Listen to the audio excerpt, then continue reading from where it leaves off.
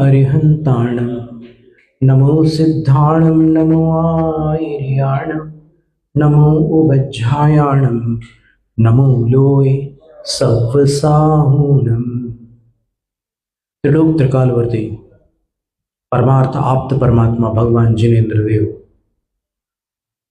द्वादशांग चतुर्दश प्रकीर्णक रूप भगवती जिनवाणी सरस्वती देवी माता और निर्ग्रंथ गुरु राजों को भक्तिपूर्वक प्रणाम वंदन नमन। पूर्व शताब्दी के ज्ञानी ध्यानी तपस्वी चारित्र चक्रवर्ती धर्म धुरंधराचार्य आगम निष्ठ परम श्रद्धेय शांति सागर गुरुराज को तीन भक्तिपूर्वक बारंबार नमस्तु। दीक्षा शिक्षा गुरु आचार्य विद्यासागर महाराज को नमस्तु। इस धरती पर वर्तमान में विचरण करने वाले आचार्य उपाध्याय साधुओं को भी नमस्तु। गण्य हारिका माता जी, शेष हारिका माता जी और एलक शिलक शिलिकाओं के लिए योग्य वंदन। बोले ढोलक ध्यान सागर की महाराज की जय। तो 12 अनुप्रेक्षाएं अनेक कवियों द्वारा लिखित हैं। ज्ञानार्णव में बड़े सुंदर श्लोक हैं। ऐसे श्लोक हैं एकदम सीधा हृदय में प्रवेश कर जाए, एकदम दिल पर चोट करने वाले श्लोक हैं।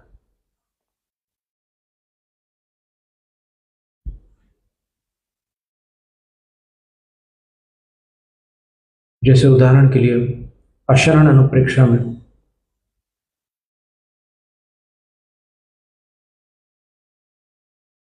शुभचंद्र आचार्य लिखते हैं,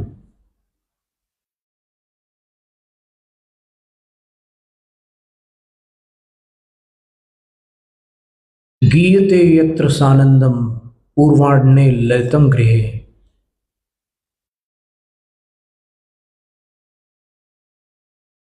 जहां दिन के पूर्वार्ध में जिस घर में मंगल गीत की ध्वनियां सुनाई देती हैं, उसी घर से सायंकाल सुदुख में रुद्यते रोने चिल्लाने की आवाज सुनाई देती है। जीवन का कोई भरोसा नहीं है।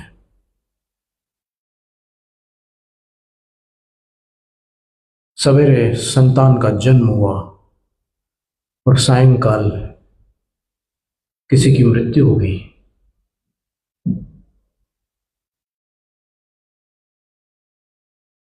फिर कहीं लिखा है, यस्य राज्याभिषेक श्री प्रभातेत्र विलोक्यते तस्मिन् हनितस्यैव चिता धूमश्च दृश्यते।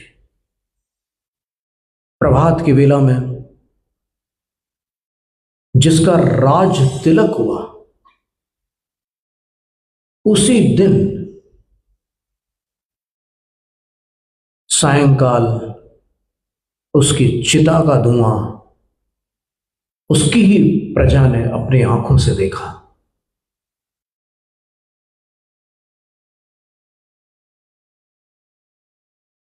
कई बार ज्योतिर्वेदों के गणित में भी चूक हो जाती है। जब कोई प्रचंड कर्म उदय में आता है तो विद्याएं काम नहीं करती।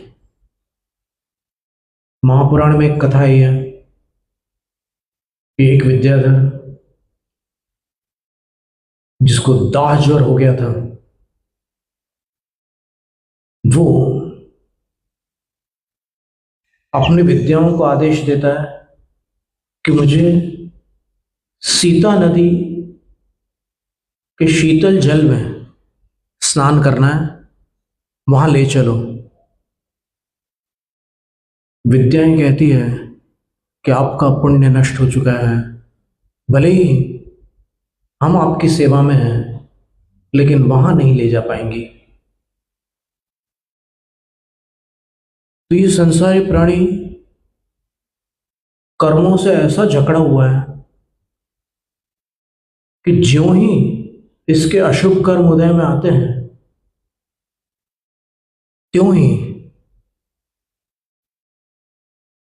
सब अनुकूलताएं इसका साथ छोड़ने लग जाती हैं और प्रतिकूलताएं बिना बुलाए अनामंत्रित प्रतिकूलताएं इसके निकट उपस्थित हो जाती हैं।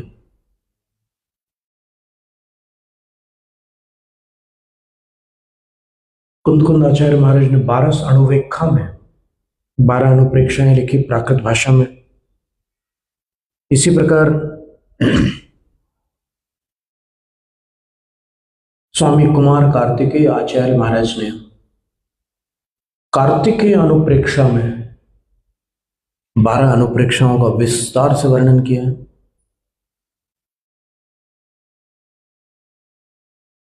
ज्ञानार्णव में शुभचंद्र आचार्य ने 12 अनुप्रेक्षाओं का वर्णन किया। सर्वार्थ सिद्धि में पूज्यपाद आचार्य महाराज ने वर्णन किया है। क्षत्र चूड़ामणि में आचार्य वादीप सिंह सूरी ने 12 अनुप्रेक्षाओं का बहुत सुंदर वर्णन किया।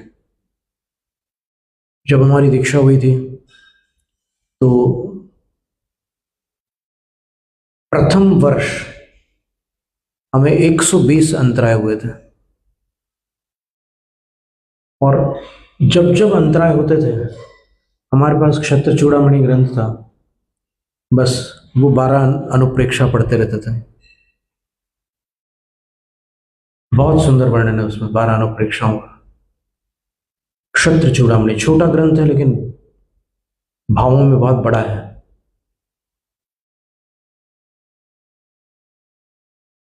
इसके अतिरिक्त अन्य भी अनेक ग्रंथों में 12 अनुप्रेक्षाओं का चित्रण है। तत्वार्थ वार्तिक, तत्वार्थ वृत्ति आदि विभिन्न ग्रंथों में 12 अनुप्रेक्षाओं का वर्णन है। और ये 12 अनुप्रेक्षाएं व्रतियों के लिए आवश्यक है।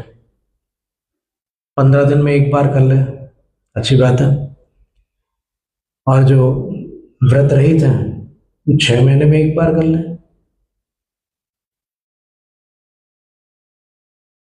वो जो अवधि बताई है ना गांठ की, उसको खोलने के हिसाब से कर ले। तो इससे अपन थेरेपी, एक चिकित्सा कर सकते हैं। जो मन की अशांति है, जो स्नेह की गांठ है, जो वैर की गांठ है, वो गांठ जब ज्यादा कसी हुई होती है तो तकलीफ देने लग जाती है। स्नेह की गांठ भी तकलीफ देने लग जाती है और वैर की गांठ भी तकलीफ देने लग जाती है। तो उसको ढीला करना जरूरी है। वो अनुप्रेक्षाओं से ढीली होती है। आप और उपाय करते हो, देखो कितने धार्मिक अनुष्ठान लोग करते हैं लेकिन फिर भी बाहर आकर के ज्यों के त्यों कषाय करने लगते हैं। कषाय नहीं छूटती। कैसे छूटे? स्नेह, वैर, राग, द्वेष ये सबके साथ लगे हैं। इनको घटाने के लिए अनुप्रेक्षा अपेक्षित है।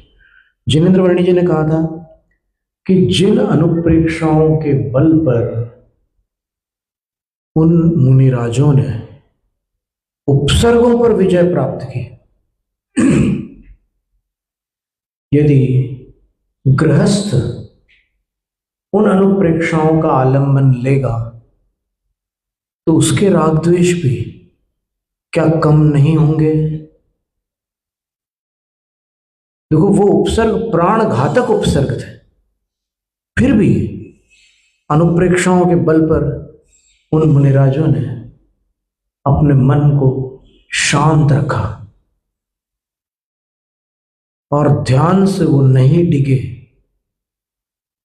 पद्मनंदी पंचविंशतिका में एक श्लोक आया है और वसंत लगा छंद, वज्रे पतत्यपि भयद्रुत विश्वलोके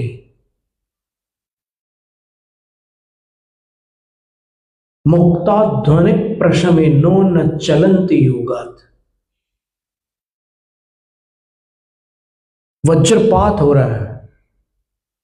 अभी कुछ ही दिनों पहले वज्रपात हुआ था ना, कितने जोर से बिजली कड़की थी और ऐसा लग रहा था कि पूरी धरती हिल गई हो, ऐसी भयंकर बिजली गिरी थी। तो ऐसी स्थिति में भी जो अनुप्रेक्षाओं द्वारा अपना मन साध चुके हैं और प्रशमिनो जो शांति को प्राप्त कर चुके हैं, वे विचलित नहीं होते। किमुत शेष परिशहेषु, फिर बोले छोटे मोटे मच्छर मक्खियों से वो क्या विचलित होंगे, या किसी ने कुछ उल्टा सीधा बोल दिया तो उनको क्या फर्क पड़ने वाला है। जो वज्रपात में भी अचल रह सकते हैं, वो छोटे मोटे उपद्रवों में या कष्टों में कैसे विचलित हो सकते हैं। तो इन 12 अनुप्रेक्षाओं से अपने मन को शांत करने के लिए ये अनुप्रेक्षा थेरेपी है। कुछ काव्यात्मक आज देख लेते हैं। कई दिनों से अपन व्याख्यात्मक तो देख ही रहे थे, कुछ काव्यात्मक है। तन मन धन यौवन अरु जीवन सब अस्थिर कहलावे, राग द्वेष की ज्वालाएं नित चेतन को झुलसावे, अपना परिचय जब तक प्राणी आप स्वयं ना पावे, अध्रुव को ध्रुव मान जगत में निश दिन रोवे गावे, निश दिन रोवे गावे। तन अस्थिर है, मन अस्थिर है, धन अस्थिर है, यौवन अस्थिर है, जीवन अस्थिर है। और इन अस्थिर अवस्थाओं में फंसा हुआ जो जीव है वो स्थिर है, लेकिन राग द्वेष की ज्वालाएं इसको झुलसा रही है, परेशान कर रही है। ये परिस्थितियों से दुखी नहीं है, मनस्थिति से दुखी है। मन को साध ले तो सुखी हो सकता है, और बाहर से सारी दुनिया का वैभव बटोर ले, दुखी का दुखी ही रहेगा। और इसलिए इसको पहचानना होगा कि मैं कौन हूं, यहां मनुष्य कैसे बन गया, पहले क्या था, आगे क्या बनने वाला हूं, और मैं कहां कहां भटक कर यहां पर पहुंचा हूं। एक बड़ा सुंदर श्लोक है। कोहम कीदृक् गुणः क्वत्यः किं प्राप्य किं निमित्तकः इत्यूह प्रत्यहन्नोचे दस्थाने ही मतिर्भवेत्। मैं कौन हूं, मेरे गुण कैसे हैं, मैं कहां से आया हूं, मैं क्यों आया हूं यहां, मुझे क्या पाना है। ये प्रश्न यदि मनुष्य दिन में एक बार भी अगर अपने आप से नहीं पूछता, तो उसकी मति जहां नहीं जाना चाहिए वहां भटकती है। कौन से प्रश्न है? मैं कौन हूं। तो आप अपने वर्तमान भाव का परिचय मत दे बैठना, क्योंकि वो तो टेम्पररी है। अब कोई अनादिकाल से कोई कासली बाल थोड़ी था और अनंत काल तक थोड़ी रहने वाला है। ये तो इस पर्याय के आश्रित उस जीव का परिचय है।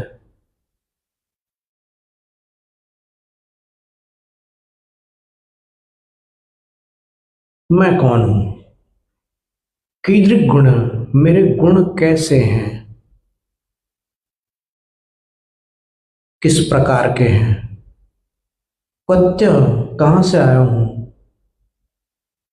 क्वत्य का कोई और अर्थ भी हो सकता है, देखिए।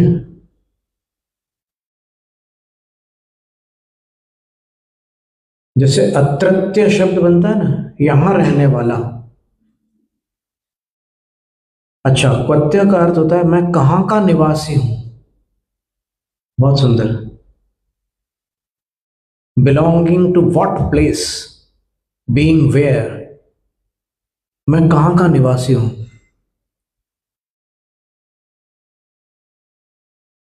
किम प्राप्य,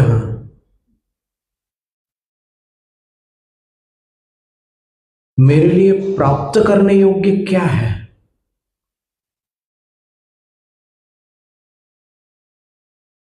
बीवी, बच्चे, बंगला, गाड़ी, या और कुछ। किम प्राप्य, मुझे क्या प्राप्त करना है। किम निमित्तक, मैं कैसे कर्म लेकर के यहां पर आया, क्या करके यहां आया, किस निमित्त से मैं यहां आया।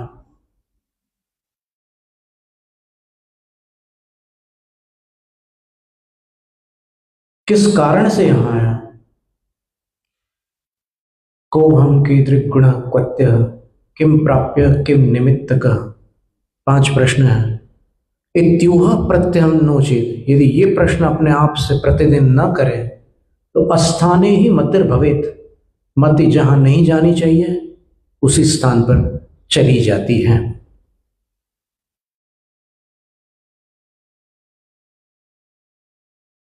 मौत अनिश्चित, ये अनित्य अनुप्रेक्षा थी कि संसारी प्राणी अध्रुव को ध्रुव मानकर दिन रात रोता गाता रहता है, आकुल व्याकुल होता रहता है।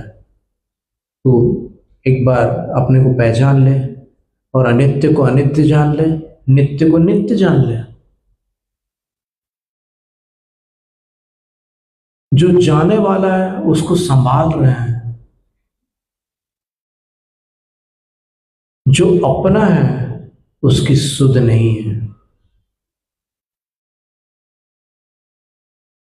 मौत अनिश्चित, मौत सुनिश्चित, मौत किसे ना खावे। मृग को जब मृगराज दबोचे, कोई रोक न पावे। प्रभु गुरु धर्म शरण बिन मोही, पल पल मरता जावे। आत्म ध्यान लगा निर्मोही, अजर अमर पद पावे। मौत अनिश्चित है क्योंकि अपन नहीं जानते, मौत सुनिश्चित है क्योंकि अपन जानते हैं कि मरना है। दोनों बातें हैं। ये डॉक्टर भागचंद्र भास्कर जी ने ये बात कही थी तो हमें अच्छी लगी, उसको हमने काव्यबद्ध कर दिया था कि मौत अनिश्चित भी है, सुनिश्चित भी है। तो मौत किसको नहीं खा जाती, सबको खा लेती है। जब मृग को मृगराज दबोचता है तो कोई रोक नहीं सकता। इस जगत में रक्षक कौन है, तो प्रभु गुरु धर्म। 4 शरण है, प्रभु में अरहंत और सिद्ध हो गए, और गुरु में आचार्य उपाध्याय साधु हो गया, और धर्म में केवली प्रज्ञप्त धर्म हो गया। तो ये इस जगत में रक्षक है, यही इस जीव को जन्म मरण के चक्र से बचा सकते हैं। शरण का अर्थ रक्षक होता है। शरणम गृह रक्षित्रो, अमर कोश में लिखा है। तो इनकी शरण के बिना मिथ्या दृष्टि जीव पल पल मरता जाता है। आवीची मरण, जो पल पल मरण होता है उसको आवीची मरण कहते हैं, और जो अंत में मरण होता है एक पर्याय के, उसको तद्भव मरण कहते हैं। दोनों प्रकार के मरण को ये जीव प्राप्त करता रहता है। लेकिन जो निर्मोही है, सम्यक दृष्टि है, वह रत्नत्रय को अंगीकार कर ध्यान का पात्र बनकर आत्म ध्यान लगाकर अजर अमर पद को प्राप्त करता है। फिर उसको कभी मरना नहीं पड़ता।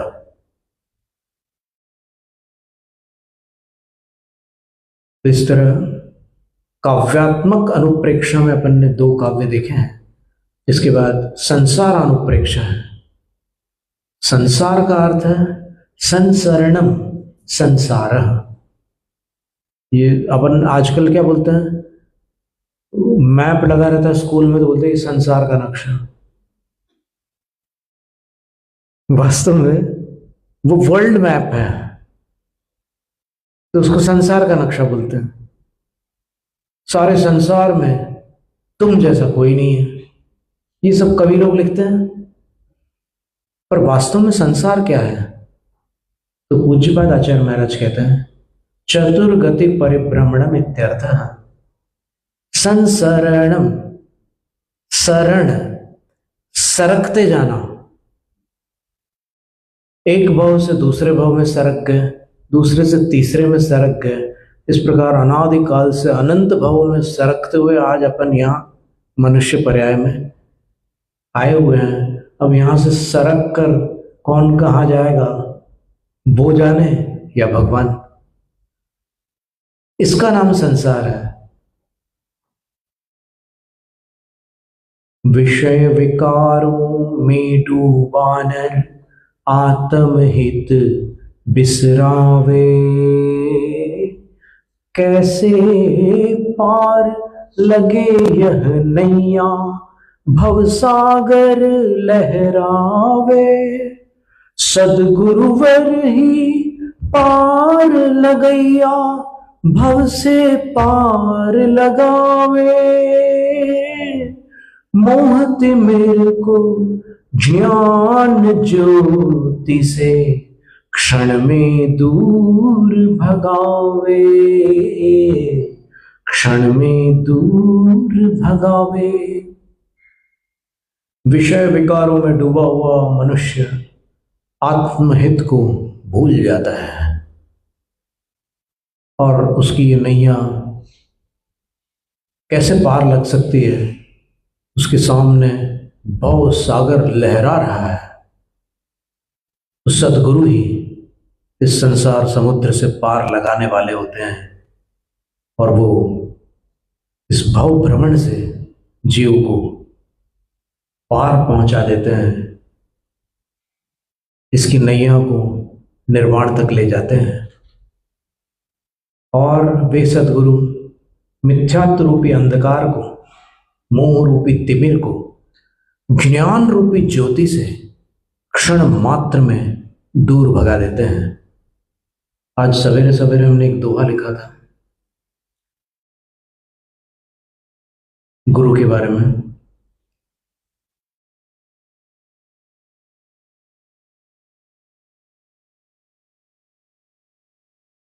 जग में दुर्लभ गुरु कृपा करती भव से पार,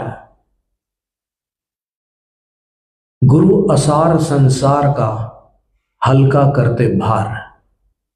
जैनम जयतु शासन। वांछित फलदात्री चिंतामणि